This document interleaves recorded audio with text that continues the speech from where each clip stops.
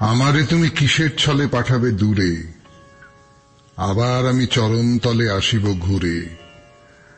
সোহাগ করে করিছ হেলা, টানিবে বলে দিতেছ ঠেলা। হে রাজা তব কেমন খেলা রাজ্য জুড়ে।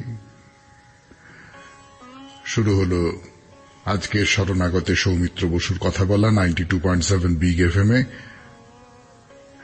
শুরু করছি বিশুদ্ধ সিদ্ধান্ত মতে আজকের দিনটার কথা বলে। আজ বুধবার 31 জ্যৈষ্ঠ 1429, ইংরেজির 15 জুন 2022, তিথি জ্যৈষ্ঠ কৃষ্ণপক্ষ প্রতিপদ, নক্ষত্র মূলা। সূর্যোদয়ের সময় ভোর 4:55 হয়ে 37 সেকেন্ড, সূর্য অস্ত যাওয়ার সময় সন্ধে 6:18 হয়ে 7 সেকেন্ড। আজকে জন্মে ধনু রাশি, ক্ষত্রিয় বর্ণ, দেবারিগণ। দিনের বেলা 3:33 গতে নরগণ। আমাদের হোয়াটসঅ্যাপে চিঠি পাঠাবার নাম্বার 9831922927। চিঠির গোড়ায় অতি অবশ্যই SG লিখতে হবে। আর আমাদের ফেসবুক হলো শরণাগত সৌমিত্র, SHARANAGATA শরণাগত, SOUMITRA সৌমিত্র। প্রত্যেক সোম, বুধ এবং শুক্রবার রাত 9:30 এই ফেসবুকের পাতা থেকে আপনাদের সৌমিত্র বসু আপনাদের সঙ্গে কথা বলে, গল্প করে, আড্ডা মারে। সব দিন হয় না, কিন্তু অনেক দিনই হয়। যে কটা দিন পারে সে কটা দিন নিশ্চয়ই হয়। এবারে বলবো আজকের অনুষ্ঠান সম্পর্কে। প্রথমে পুরাণ চিরন্তন। পুরাণ চিরন্তনে আজকে ভারী চমৎকার একটি গল্প শুরু করব, সতী তুলসীর কাহিনী। তার মধ্যে শিবের ক্রোধের গল্প বলবো। শিব খুব রাগী দেবতা, আপনারা সকলে জানেন। হরি কেমন ভাবে তাকে শান্ত করলেন সেই কাহিনী শোনাবো আপনাদের।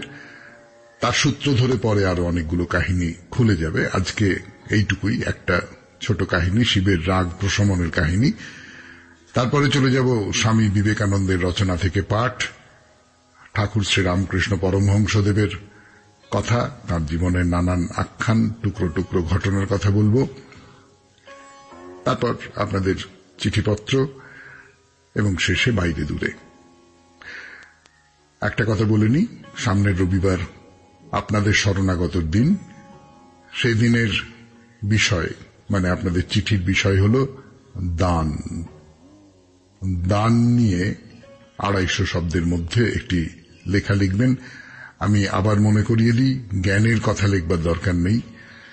আপনাদের অভিজ্ঞতার কথা লিখতে পারেন, আপনাদের কল্পনার কিছু কথা লিখতে পারেন, অনুভূতির কথা লিখতে পারেন। জ্ঞানের কথা বলবার দরকার নেই। তাহলে এইবারে একটু গান শুনি, গানের পর ফিরে আসছি 92.7 বিগ এফএম এর শরণাগত অনুষ্ঠানে। শুরু করছি পুরাণ চিরন্তন।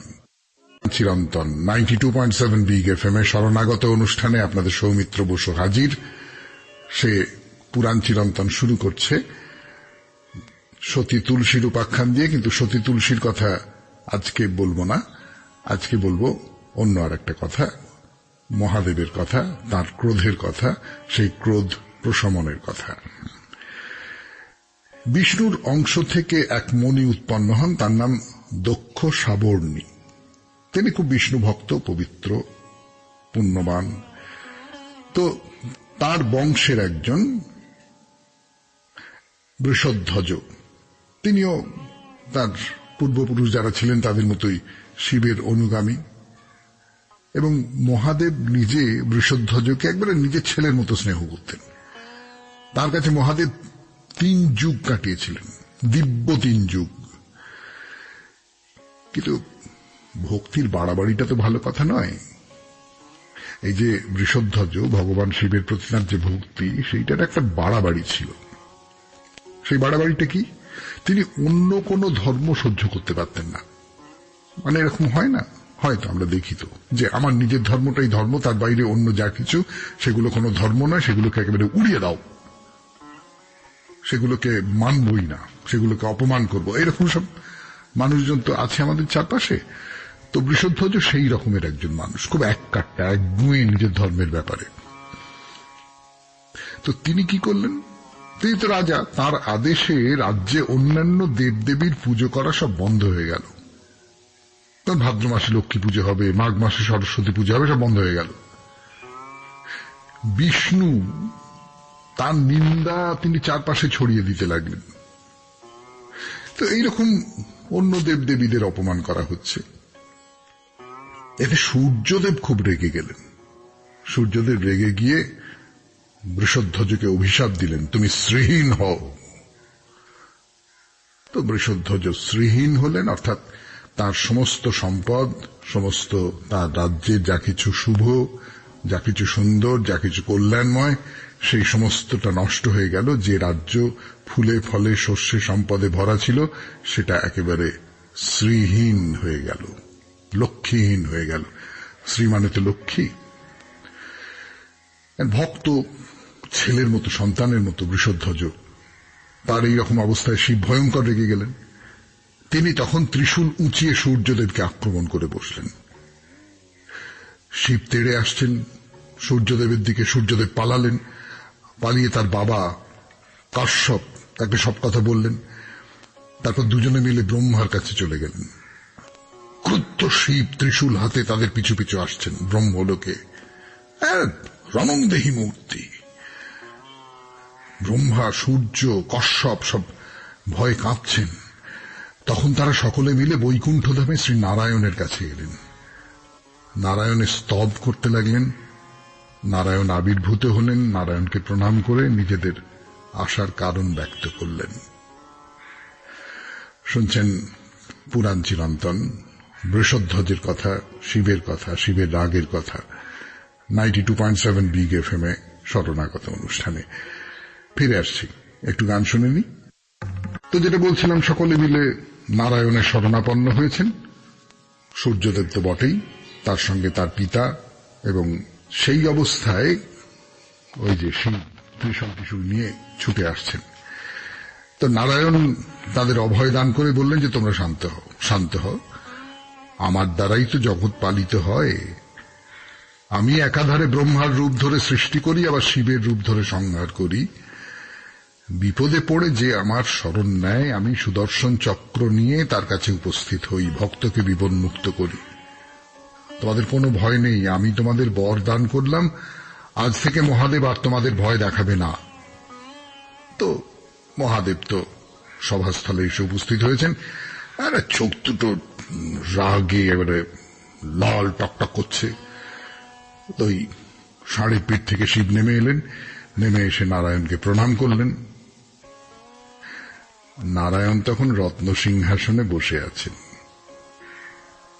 সহচরীরা সেবা টেবা করছে, চামড় দুলিয়ে বাতাস করছে, পান খাচ্ছেন। তার সভায় নাচ গান ইত্যাদি ইত্যাদি চলছে।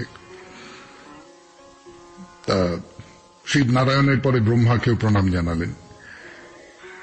সূর্য খুব ভয় পেয়ে আছেন, তিনি খুব ভয় ভয় শিবকে প্রণাম করলেন। তারপরে শিবের স্তব করা শুরু হল। তা নারায়ণ বললেন যে শিব তুমি উপবেশন করো বলে একটা খুব ভালো আসনে তাকে বসালেন। তাকে চামড় দুলিয়ে বাতাস টাতাস করা হতে লাগলো। স্তব শুনে উত্তম আসনে বসে বাতাস খেয়ে শিব শান্ত হলেন, প্রসন্ন হলেন। নারায়ণ শিবের মুখে নিজের প্রশংসা শুনে খুব তুষ্ট হলেন। কাটে তো উত্তম আসনে বসে হাওয়া টাওয়া খেয়ে, এবং নিশ্চয়ই কশ্যপ, সূর্য এদের যে বন্দনা, সেই সমস্ত শুনে শিবের মাথাটা একটু ঠান্ডা হচ্ছে। তখন তিনি নারায়ণের স্তব গান করলেন। নারায়ণ খুব খুশি হলেন, হয়ে বললেন যে শিব, তোমার কল্যাণের কথা জানতে চাওয়া মূর্খামি, কারণ তুমি নিজেই মঙ্গলময়। যে নিজে সমস্ত তপস্যার ফল দান করে, তার কাছে তার তপস্যার কথা জানতে চাওয়ার কোনো মানে হয় না। যে নিজে জ্ঞান দান করে, তার কাছে তার জ্ঞান সম্পর্কে জিজ্ঞাসা করারও কোনো মানে হয় না। তোমার নিশ্চয়ই কোনো বিপদ হয়নি, কারণ তুমি তো নিজেই মৃত্যুঞ্জয়ী। তা জানতে চাইছি, এমন হন্তদন্ত হয়ে তুমি এখানে ছুটে এলে কেন? তো শিব বললেন, আচ্ছা আপনি তো সর্বজ্ঞ, আপনার কাছে কিছুই অজানা নয়। আমি যাকে প্রাণের চেয়েও বেশি ভালোবাসি, আমার সেই অন্ধ উপাসক বৃষধ্বজকে সূর্য অভিশাপ দিয়েছে। শ্রীহীন করে দিয়েছে। নিজের ছেলেকে অভিশাপ দিলে কোনো বাবা স্থির থাকতে পারে আপনি বলুন? তাই সূর্যকে বধ করবার জন্য আমি ছুটে এসেছিলাম। সূর্য তার বাবার কাছে গেল, কাশ্যপ এবং সূর্য তারা ব্রহ্মার কাছে গেল, এখন সকলে মিলে আপনার আশ্রয়ে এসেছে। এখন তো আমি আপনার শরণাগত হয়েছে, তারা তো নিরাপদ হয়, তারা তো নিঃশঙ্ক হয়, তাদের তো কোনো ভয় থাকে না। কিন্তু আপনি সূর্যের অভিশাপে শ্রীহীন বৃষধ্বজের কথা একবার চিন্তা করুন। তো নারায়ণ একটু হাসলেন, হেসে বললেন যে শিব, তুমি রাজবাড়ি চলে যাও। এই যে তুমি এখানে এসেছ, এই সময়ের মধ্যে 21টা দিব্য যুগ অতিক্রম করা হয়ে গেছে। তুমি যার জন্য ছুটে এসেছ সেই বৃষধ্বজ মারা গেছে, তার 2 ছেলে ধর্মধ্বজ আর কুশধ্বজ পরম বৈষ্ণব হওয়ায় প্রাণে বেঁচে আছে, কিন্তু তারাও শ্রীহীন রাজ্যহীন হয়ে পড়েছে। এই অবস্থায় তারা তপস্যা করছে। তুমি যাও, তারা তাদের হয়তো শ্রী আর রাজ্য ফিরে পাবে সেই তপস্যার ফলে, তুমি চিন্তা করো না, তুমি যাও। তার মানে ভেবে দেখুন এই কাহিনীটা থেকে যে মানেটা দাঁড়ায় সেটা হচ্ছে অন্য ধর্ম সম্পর্কের অসহিষ্ণুতা কেমন ভাবে একটা গোলমাল পাকিয়ে তোলে। আর 2 নম্বর হচ্ছে এই যে আমরা নানান রকম ভাবি, এর প্রতিশোধ নিতে হবে, ওর প্রতিশোধ নিতে হবে। কদিনের জীবন, কদিনের জীবন, তাই নিয়ে আমরা এত হম্বিতম্বি, এত লাফালাফি, এত নানান রকম সব করি। শেষ হলো পুরাণ চিরন্তন 92.7 বিগ এফএম-এ। শুনছেন শরণাগত। ফিরে আসছি গানের পর স্বামী বিবেকানন্দের লেখা থেকে পাঠ করবার জন্য। স্বামী বিবেকানন্দের রচনা থেকে পাঠ করতে বসেছি মানুষের যথার্থ স্বরূপ, 2য় ভাগ, 92.7 বিগ এফএম-এ। শুনছেন শরণাগত। আমরা দেখিতে পাই প্রতি দেশেই লোকে এই বেদান্ত দর্শনের মত গ্রহণ করিয়া বলে, আমি ধর্মাধর্মের অতীত, আমি বিধি নিষেধের অতীত, সুতরাং আমি যাহা ইচ্ছা তাহাই করিতে পারি। এই দেশেই দেখিবে অনেক নির্বোধ ব্যক্তি বলিয়া থাকে, আমি বদ্ধ নহি, আমি স্বয়ং ঈশ্বর স্বরূপ, আমি যাহা ইচ্ছা তাহাই করিব। ইহা ঠিক নহে, যদিও ইহা সত্য যে আত্মা শারীরিক, মানসিক বা নৈতিক সর্বপ্রকার নিয়মের অতীত। ইহা সত্য যে নিয়মের মধ্যেই বন্ধন, নিয়মের বাহিরে মুক্তি। ইহাও সত্য যে মুক্তি আত্মার জন্মগত স্বভাব, উহা তাহার জন্মপ্রাপ্ত সত্য, আর আত্মার যথার্থ মুক্ত স্বভাব জড়ের আবরণের মধ্য দিয়া মানুষের আপাত প্রতীয়মান মুক্ত স্বভাব রূপে প্রতীত হইতেছে। তোমার জীবনের প্রতি মুহূর্তই তুমি নিজেকে মুক্ত বলিয়া অনুভব করিতেছ। আমরা নিজেকে মুক্ত অনুভব না করিয়া এক মুহূর্ত বাঁচিয়া থাকিতে পারি না, কথা কহিতে পারি না, কিংবা শ্বাস প্রশ্বাসও ফেলিতে পারি না। কিন্তু আবার অল্প চিন্তায় ইহাও প্রমাণিত হয় যে আমরা যন্ত্রের মতো, আমরা মুক্ত নহি। তবে কোনটি সত্য? এই যে আমি মুক্ত, এই ধারণাটি কি ভ্রমাত্মক? একদল বলেন আমি মুক্ত স্বভাব, এই ধারণা ভ্রমাত্মক। আবার অপর দল বলেন আমি বদ্ধ ভাবাপন্ন, এই ধারণাই ভ্রমাত্মক। ইহা কিভাবে সম্ভব? মানুষ প্রকৃতপক্ষে মুক্ত। মানুষ পরমার্থত মুক্ত ব্যতীত আর কিছুই হইতে পারে না, কিন্তু যখনই তিনি মায়ার জগতে আসেন, তখনই তিনি নামরূপের মধ্যে পড়েন, তখনই তিনি বদ্ধ হইয়া যান। স্বাধীন ইচ্ছা কথাটি ভুল। ইচ্ছা কখনো স্বাধীন হইতেই পারে না। কি করিয়া হইবে? প্রকৃত মানুষ যখন বদ্ধ হইয়া যান, তখনই তাহার ইচ্ছার উদ্ভব হয়, তাহার পূর্বে নহে। মানুষের ইচ্ছা বদ্ধ ভাবাপন্ন, কিন্তু উহার মূল অধিষ্ঠান নিত্যকালের জন্য মুক্ত। সুতরাং বন্ধনের অবস্থাতেও এই মহাজীবনেই হোক, দেবজীবনেই হোক, স্বর্গে অবস্থানকালেই হোক, আর মর্তে অবস্থানকালেই হোক, আমাদের বিধিদত্ত অধিকার স্বরূপ এই মুক্তির স্মৃতি থাকিয়া যায়। আর জ্ঞাতসারে বা অজ্ঞাতসারে আমরা সকলেই সেই মুক্তির দিকেই চলিয়াছি। যখন মানুষ মুক্তি লাভ করে তখন আর সে নিয়মের দ্বারা কিরূপে বদ্ধ হইতে পারে? জগতের কোন নিয়মই তাহাকে বদ্ধ করিতে পারে না, কারণ এই বিশ্ব ব্রহ্মাণ্ডই যে তাহার। শুনলেন স্বামী বিবেকানন্দের রচনা থেকে পাঠ 92.7 বিগ এফএম এর শরণাগত অনুষ্ঠানে। এরপর ঠাকুর শ্রীরামকৃষ্ণ পরমহংসদেবের কথা বলবো। আমি আপনাদের সৌমিত্র বসু। গানের পর শরণাগত আমি আপনাদের সৌমিত্র বসু। এখন শোনাবো ঠাকুর শ্রীরামকৃষ্ণ পরমহংসদেবের কথা, তার পার্শ্বদের কথা, তার সঙ্গে যারা ছিলেন, তার ভক্ত যারা ছিলেন তাদের কথা, তাদের সঙ্গে ঠাকুরের সম্পর্কের নানান কথা। যেমন তারকের কথা আপনাদের আগে বলেছি, ঠাকুরের ভক্ত। তো তারককে ঠাকুর বলছেন যে স্ত্রী যতদিন বেঁচে থাকবে তাকে দেখাশোনা করতে হবে বই কি। ওই যে বলেছিল যে ঠাকুর তো সুখ সন্ন্যাসী নন, ঠাকুর তো শুকনো সন্ন্যাসী নন, তিনি সংসারটাও মাথায় রাখেন, নানান রকম খুঁটিনাটি সংসারে সেটাও মাথায় রাখেন। তো সেই ঠাকুর তাই বলছেন যে আমি তো আছি, আমি তো পাশে আছি তোর ভরসা হয়ে, মা সব ঠিক করে দেবেন। মাঝে মাঝে বাড়িতে যাবি, যেমন যেমন বলে দেব তেমন তেমনটি করবি, দেখবি স্ত্রী সঙ্গে থাকলেও কোনো ক্ষতি হবে না। যেমন তারককে তেমনি রাখালকেও তার স্ত্রীর কাছে পাঠিয়েছেন যে ভয় কি, আমি তো আছি, আমি আমি আমি দুস্তর সমুদ্রে আমি একেবারে ওই বাতিঘরের মতন আছি, বিপদের অন্ধকারে আমাকে দেখতে পাবি, সমস্ত রকম অসাফল্য তার মধ্যে আমি আছি, আমি আমি মঙ্গল স্বরূপ। যদি এই বিশ্বলোকে কোনো শ্রী থাকে, সমস্ত বিরোধ আর বৈচিত্র্যের মধ্যে কোন শৃঙ্খলা থাকে, তবে আমি আছি, আমি।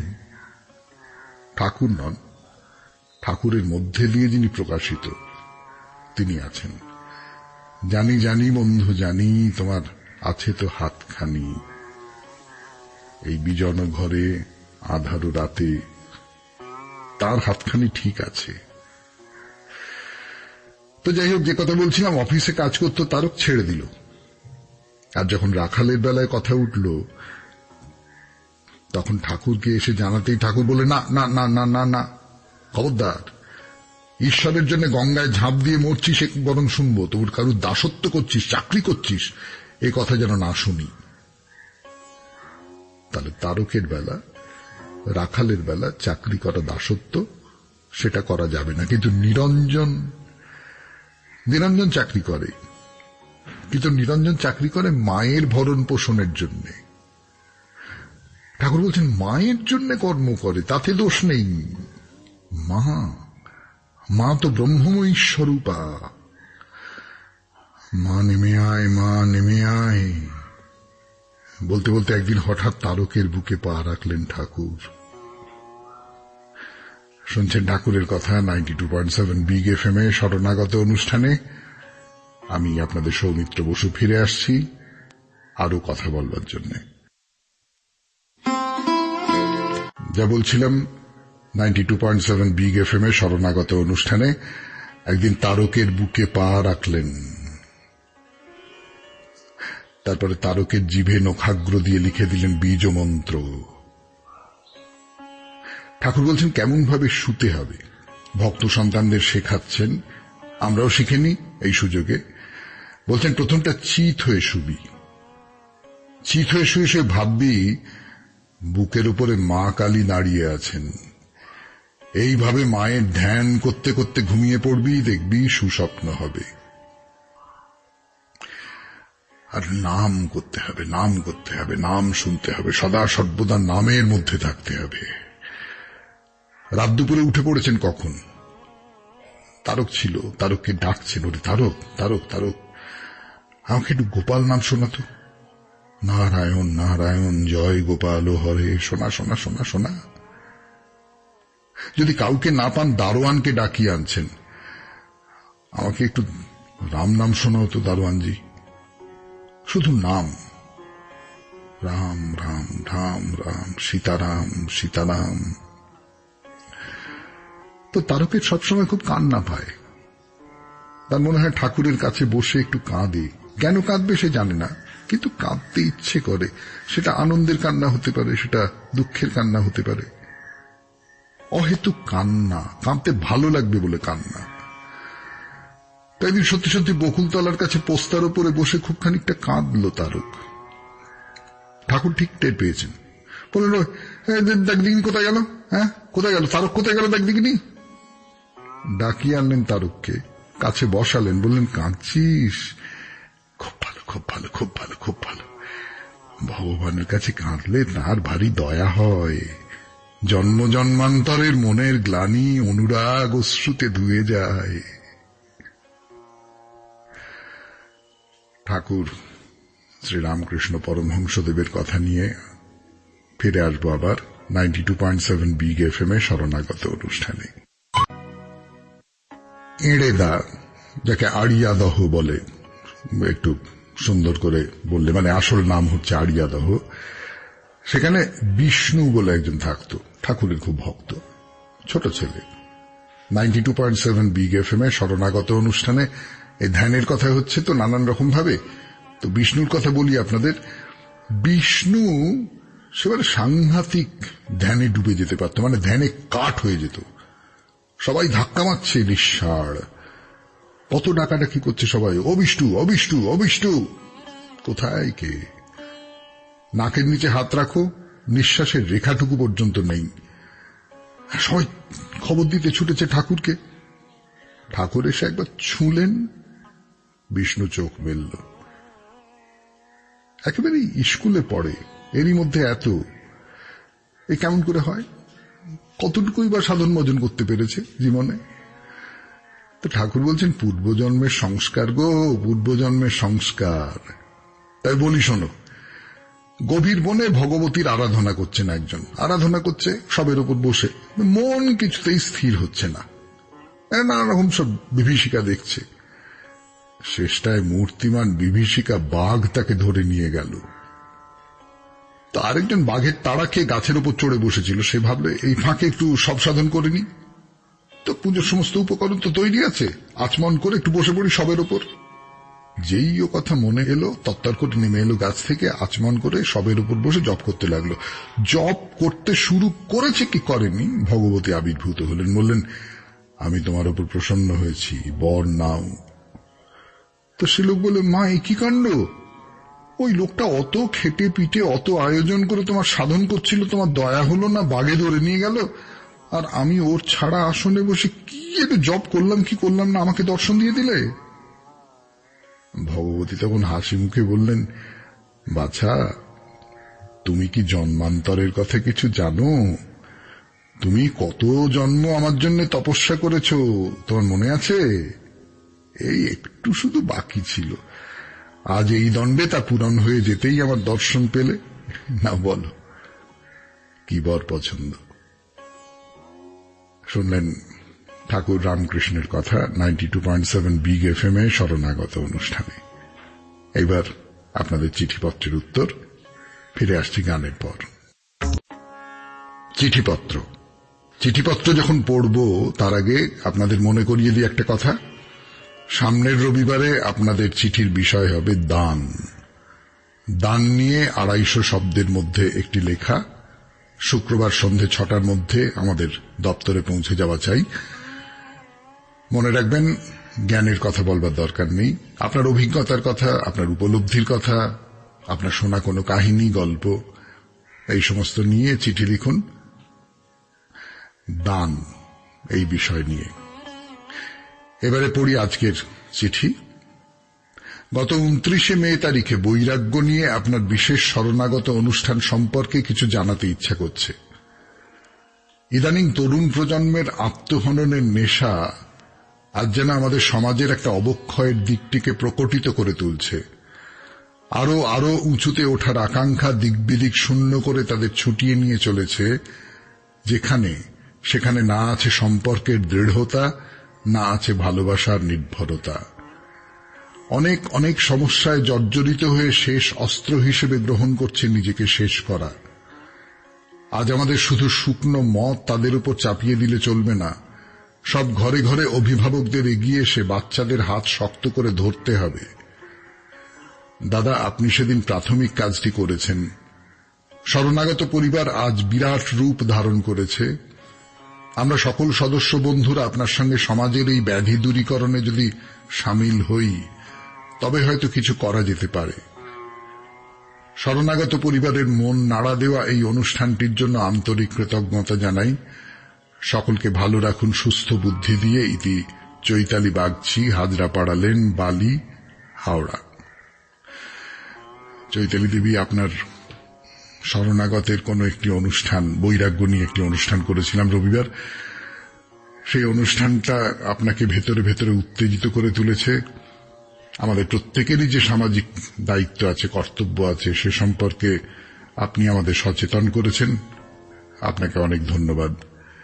এইটুকু শুধু বলি যে এই যে আপনি চিঠি লিখেছেন, এই রকম কথাও আরো অনেকে বলছেন, বলে চলেছেন। ফলে অবক্ষয়ের চেহারাটাই সব নয়, হয়তো খুব প্রকট, খুব প্রবল, কিন্তু তার বিপরীত প্রান্তে একটা লড়াইয়ের চেহারাও কিন্তু আছে।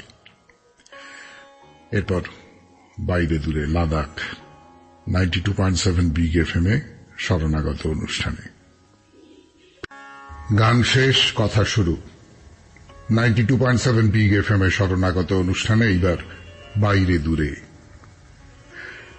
টিক্সে গুম্ফার মধ্যে ঢুকে পড়েছি আমরা, মানে তোরণ দিয়ে ঢুকে তার চত্বরে। সেখান থেকে একটা সিঁড়ি উঠে গেছে উপরের দিকে, বেশ অনেকটা উঠতে হবে, কিন্তু সিঁড়ি দিয়ে একটা ল্যান্ডিং এ পাক খেয়ে উঠে গেল একটা খোলা জায়গায়, আর আপনার দু চোখ ঝলসে গেল। না না, সেই ঝলসানোই কোনো জ্বালা নেই, বলতে পারেন আনন্দ আছে, আর আছে বিস্ময়। বিস্ময় কিরকম হয় না, হঠাৎ করে খুব সুন্দরের সামনে এসে দাঁড়ালে কিরম থতমত খেয়ে যেতে হয়। তবে নানা রঙে রঙিন এই সমস্ত নির্মাণের সঙ্গে তো আমরা পরিচিত। এই যে ওপরের তলায় দোতলায় এলাম, সেখানেও নানা রং দিয়ে তৈরি একটা কাঠামোর মাঝখানে একটা বিশাল ধর্মচক্র, সে একেবারে ছাদ থেকে নিচে পর্যন্ত। ধর্মচক্রটা দেখলে আপনার তো ঘোরাতে লোভ হবেই। ধর্মচক্র বুঝতে পারছেন তো, একটা রোলারের মতো হয় না, এটা একেবারে বিশাল বিশাল। ওই যে বললাম, ছাদ থেকে মাটি পর্যন্ত। ফিরে আসছি বাইরে দূরে 92.7 বিগ এফএম এ শরণাগত অনুষ্ঠানে। ধর্মচক্রের কথা বলছিলাম, টিক্সে গুহায় দোতলায় উঠে 92.7 বিগ এফএম এ শরণাগত অনুষ্ঠানে। ভারী সুন্দর দেখতে এই ধর্মচক্রটি, একে তো বিশাল বড়, তার উপরে রংটাও দারুণ, লাল সোনালি লাল সোনালি। হ্যাঁ, লালের মধ্যে আবার সোনালি দিয়ে নানান রকম কাজ করা। আস্তে করে ঘুরিয়ে দিলেন, বাধ্য ছেলের মতো ঘুরতে থাকলো। আসলে হিন্দু মন্দিরে যেরকম ঘণ্টা, বৌদ্ধ গুম্ফায় তেমনি ধর্মচক্র। দেখলেই হাত দিতে ইচ্ছে করে, হয় বাজাতে নয় ঘোরাতে ইচ্ছে করে। না, এইটুকুই নয়, বলা বাহুল্য, এইটুকু কিছুতেই নয়, আরো একতলা উপরে উঠে যান। এইবারে আমি একটা কথা বলি, হয়তো আগেই বলা উচিত ছিল, কিন্তু ওই বেটার লেট দ্যান নেভার। এখানে আসতে গেলে কিন্তু সকাল 6টার সময় আসাটাই ভালো, মানে সকাল 6টার মধ্যে। এমনিতে তো 5টার সময় শরণাগত ঘুম ভাঙিয়ে দেয় রোজ, তখনই উঠবেন। এখানে আসতে আসতে আরো 1 ঘন্টা। কি বলছেন, শীতের দেশে অত সকালে লেপ কম্বল ছেড়ে ওঠা যায়? না, উঠতে একটু কষ্ট হবে ঠিকই, কিন্তু একবার আলসেমির মায়া ত্যাগ করে বাইরে আসুন, মন ভরে যাবে। আরে পাহাড়ের ভোর, তার কোনো তুলনা হয় নাকি? আর এই গুম্ফার উপরতলায় উঠে এলে দেখবেন, শুধু শুনবেন নয়, দেখবেন সকালবেলার প্রার্থনা সঙ্গীত, সকাল 6টার সময়। এটা শুরু হয় ওই ছাদে। শিঙা, 2জন বৌদ্ধ সন্ন্যাসী একটি করে ছোট শিঙা নিয়ে বাজাচ্ছেন। তাদের পরনে মেরুন রঙের কাপড়, মাথায় হলদেটে রঙের অদ্ভুত কানঢাকা টুপি, আর সেই শিঙার শব্দ শুনে কুয়াশা তার ঘোমটা মুখ থেকে কৌতূহলে সরিয়ে বোঝবার চেষ্টা করছে এত মিষ্টি অথচ গম্ভীর আওয়াজটি কোথা থেকে আসছে। ছোট্ট সেই শিঙা, তার গায়ে আবার কি অপূর্ব সব ছবি আঁকা। সেই শব্দ শুনে চারপাশের আকাশ জেগে উঠছে, হাওয়া জেগে উঠছে, বহু নিচের ওই পৃথিবী জেগে উঠছে। সে যে কি আশ্চর্য অনুরণন সারা শরীরে জেগে উঠবে। তারপরে সেই দুজন শিঙা বাজিয়ে সন্ন্যাসী নেমে এলেন প্রার্থনা ঘরে, প্রেয়ার হল। হলুদ রঙের একটা বাড়ি, ভেতরে ঢুকে প্রায় চমকে উঠতে হয়। একটা বড় হল ঘর, মাঝখানের মেঝে দিয়ে প্রার্থনা মঞ্চের দিকে যাওয়া যায়। তার দুপাশে কাঠের পাটাতন, সেখানে শ্রমণেরা বসবেন। সারা ঘরে লাল, নীল, হলুদ নানান রঙের সব পবিত্র কাপড় ঝোলানো। একটা ব্যাপার আমি দেখেছি জানেন, বৌদ্ধ গুম্ফায় বা চার্চের মধ্যে ঢুকলে গলা আপনি যেন আস্তে হয়ে যায়। চারদিকে এমন একটা শান্ত স্তব্ধ পবিত্রতা যে মনে হয় নিঃশ্বাস ফেললেই বুঝি সেই পবিত্রতা ভেঙে যাবে। দেওয়াল জুড়ে বুদ্ধদেবের নানা ধরনের ছবি, অন্যান্য ধর্মগুরুদের ছবিও টাঙানো আছে। বিরাট বড় শিঙা নিয়ে বসে আছেন দু তিনজন, প্রার্থনা সঙ্গীতের সঙ্গে বাজবে সেই শিঙা। অপেক্ষা করি সেই প্রার্থনা শুনবার জন্য, কিন্তু সেই অপেক্ষা আপাতত শেষ হবার নয়, কারণ আপাতত শেষ হবে শরণাগত 92.7 বিগ FM এ আমার আগামীকাল। আমাদের হোয়াটসঅ্যাপে চিঠি পাঠাবার নাম্বার 9831922927, চিঠির গোড়ায় SG, আর আমাদের ফেসবুক শরণাগত সৌমিত্র, SHARANAGATA শরণাগত, SOUMITRA সৌমিত্র। বিদায় নেবার আগে মনে করিয়ে দিই, আমাদের সামনের রবিবারে আপনাদের চিঠির বিষয় হল দান। দান নিয়ে আপনার অভিজ্ঞতার কথা, আপনার উপলব্ধির কথা, বই পড়া জ্ঞানের কথা নয়। 250 শব্দের মধ্যে লিখে পাঠাবেন। শুক্রবার সন্ধে 6টার মধ্যে সেই লেখা যেন আমাদের দপ্তরে পৌঁছে যায়। দান। তাহলে আজকের মতো বিদায়। খুব ভালো থাকবেন সবাই।